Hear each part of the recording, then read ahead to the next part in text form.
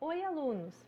Este vídeo é para... Agora, nós vamos fazer a letra C, ou seja, efetivamente, calcular o intervalo de confiança de 95% para a taxa de cicatrização das peles das salamandras.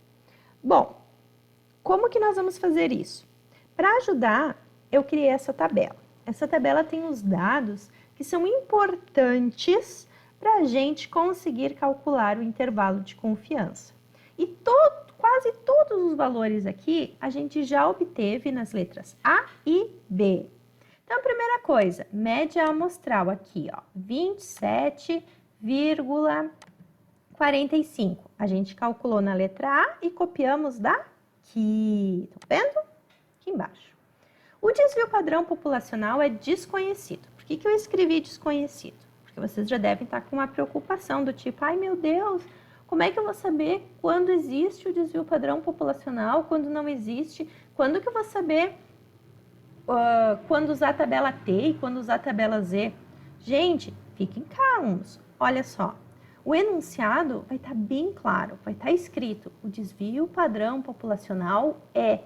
Se tiver escrito o desvio padrão populacional é, vocês já sabem que vocês vão usar a tabela Z, que são aqueles valores já pré-estabelecidos pela estatística. Se não tem, que é esse caso aqui, vocês têm que usar a tabela T, conforme o vídeo anterior que ensinou vocês a usar a tabela T. Tranquilos? Então tá. Uma vez que a gente sabe que o desvio padrão populacional é desconhecido, nós vamos ter que usar o desvio padrão amostral, que a gente calculou também na letra A. Olha aqui. Lembraram disso aqui embaixo? Ó. Beleza. Bom, os graus de liberdade são 10. Por que 10? Porque é 11 o número de casos menos 1. O nível de confiança é 95%. Por quê? Porque era o que a letra C pedia aqui, 95%. O valor crítico obtido na tabela T, conforme o vídeo anterior, 2,228. E agora sim, nós vamos calcular a margem de erro. Olha aqui como é que calcula a margem de erro. A margem de erro é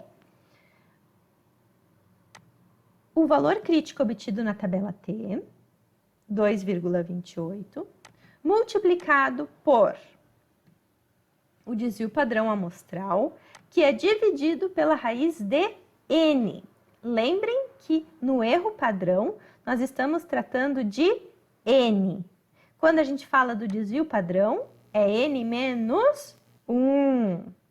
Bom, se a margem de erro é 5,89, então o nosso intervalo de confiança é a nossa média, 27,45, mais ou menos 5,89. Então, o limite inferior é 27 menos 5,89, 21,56. E o limite superior é 27,45 mais 5,89, 33,34. Bom, então, o que esse intervalo de confiança significa? Significa que se outro pesquisador ou os mesmos pesquisadores forem fazer um novo experimento, espera-se que a média dessa nova amostra fique entre os valores 21,56 e 33,34. Então, se espera que, para a população das salamandras, a taxa de cicatrização em micrômetros por hora esteja entre os valores de 21,56 e 33,34. Entenderam o que é o intervalo de confiança? Espero que sim. Agora, nós vamos responder a letra D, que é o intervalo de confiança de 90%. O que eu fiz então? Copiei a tabela e apaguei os dados que não servem, né? Que no caso é o valor crítico obtido na tabela T, o nível de confiança e, consequentemente, zerou a margem de erro. Mas vamos lá fazer que vai dar tudo certinho. A média amostral continua a mesma, porque trata-se dos mesmos dados. O desvio padrão continua o mesmo, desconhecido. O desvio padrão amostral continua o mesmo, porque são os mesmos dados. Os graus de liberdade continuam os mesmos, porque são os mesmos dados. E o nível de confiança agora é de 0,9, ou seja, 90%. Vamos obter, então, os dados na tabela T? Bom, agora que o nosso nível de confiança mudou, que está em 90%, e os nossos graus de liberdade é 10, o nosso valor crítico é 1,812. Vamos copiar este valor lá na nossa planilha. Então, o valor crítico é 1,812. Beleza. Agora, a nossa margem de erro diminuiu. Olha aqui, a nossa margem de erro é 4,79.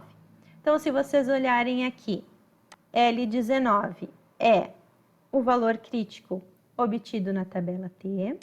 O L15 é o desvio padrão amostral dividido pela raiz de 11, que é o nosso N. Consequentemente, a nossa margem de erro é 4,79. Então, a gente diz que o nosso intervalo de confiança de 90% é a média, 27,45, menos 4,79, que dá 22,66, ou 27,45 mais 32,24. E a conclusão é a mesma. Se outro estudo similar for feito para medir, então, em micrômetros por hora, a taxa de cicatrização na pele de salamandras, num nível de confiança de 90%, se espera que a taxa de cicatrização em micrômetros por hora fique entre 22,66 e 32,24. De novo, espero que tenha entendido como calcular o intervalo de confiança.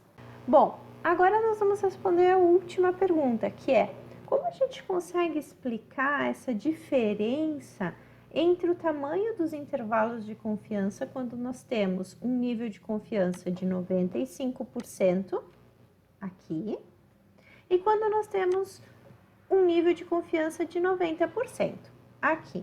Para isso, eu vou utilizar então do livro Estatística sem Matemática para as Ciências da Saúde, disponível na biblioteca virtual Minha Biblioteca.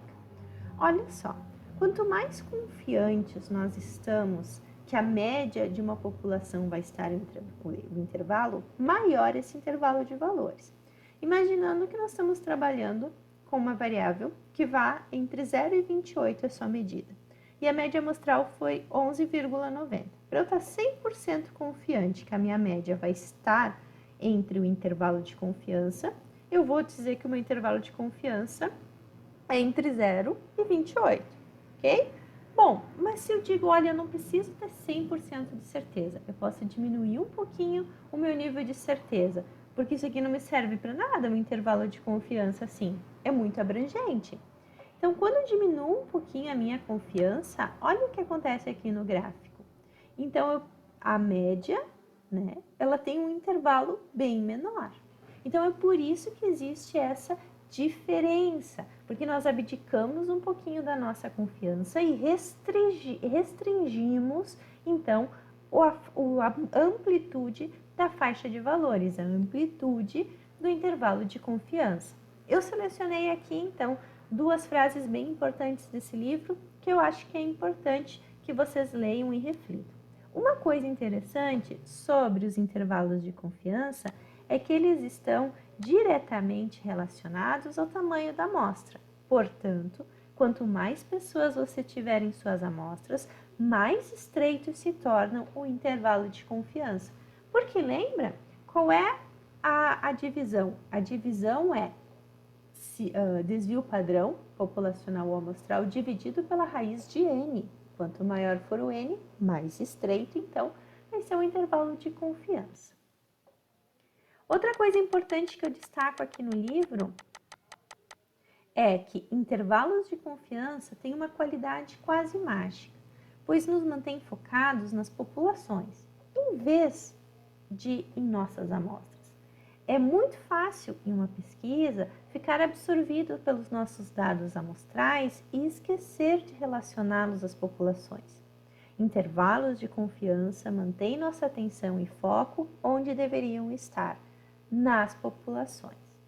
Caso vocês tenham interesse de ler completo, nós estamos falando aqui do capítulo 4 do livro Estatística sem Matemática para Ciências da Saúde. Tranquilo, gente? Espero que vocês tenham aprendido tudo sobre intervalo de confiança e vocês estejam muito confiantes para fazer a lista de exercícios. Um abraço!